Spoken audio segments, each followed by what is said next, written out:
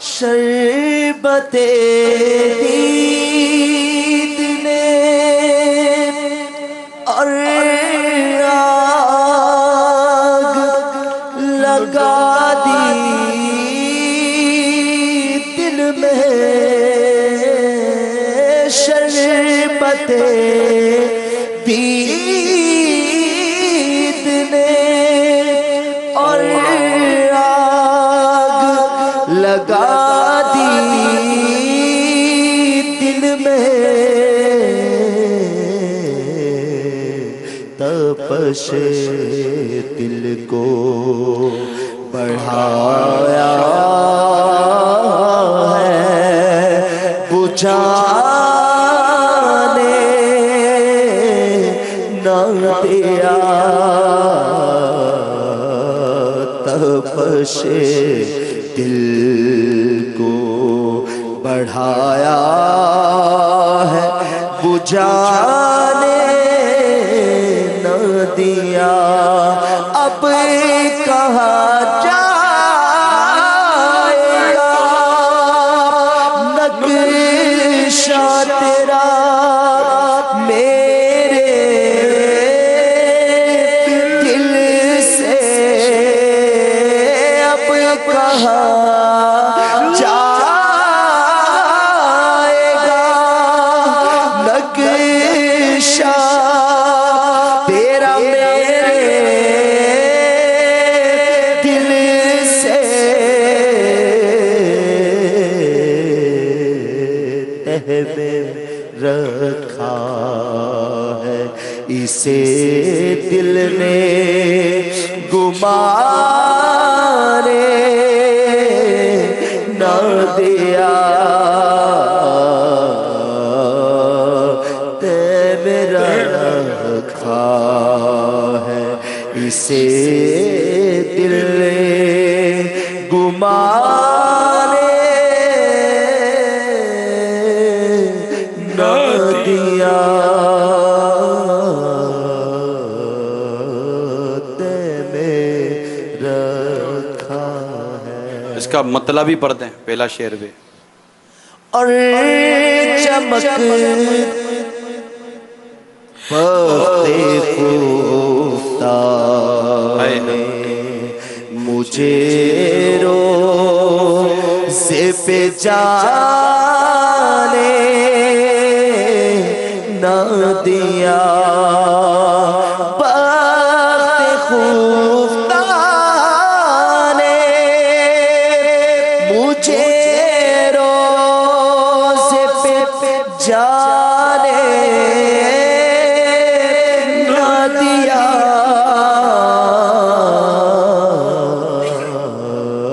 چشم و دل سینے کلیجے سے لگانے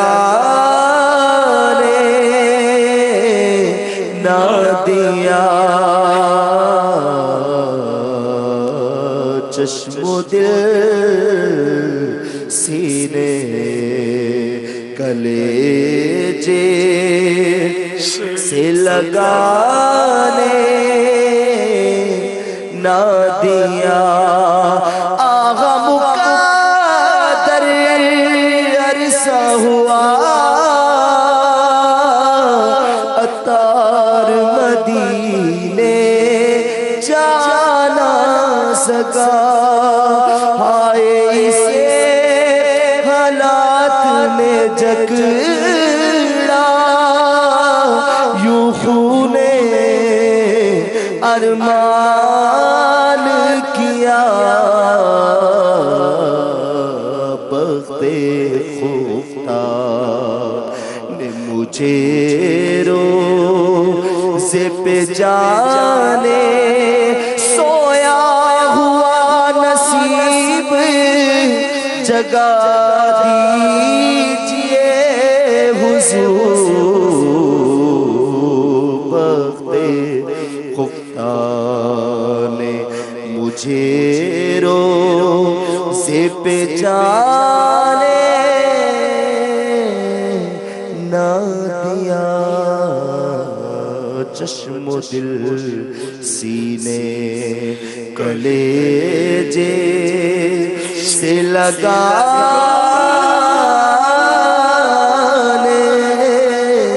نہ دیا.